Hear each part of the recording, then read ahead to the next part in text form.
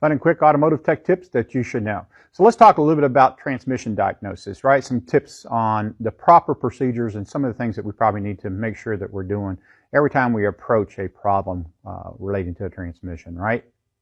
The first thing you need to do is start with determining what codes are actually there, which codes actually do you have in the vehicle. So scanning the vehicle and documenting all these codes when it first comes in is the very first thing that we need to do. The next thing we need to do is research the codes.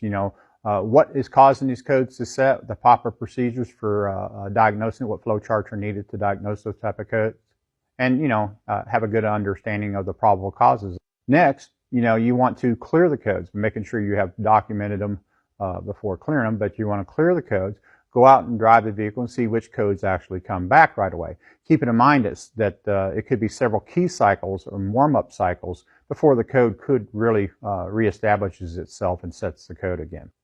And some of the things you need to be keeping in mind is with today's computer systems, the computer systems today look at more than just, TPS signals and vehicle speed sensors to determine, how the transmission is going to shift and when. And one of the things that you would want to keep in mind is that when the computer does detect a problem, it seems to always elevate line pressure in the transmission, which gives you a lot of times firmer shifts.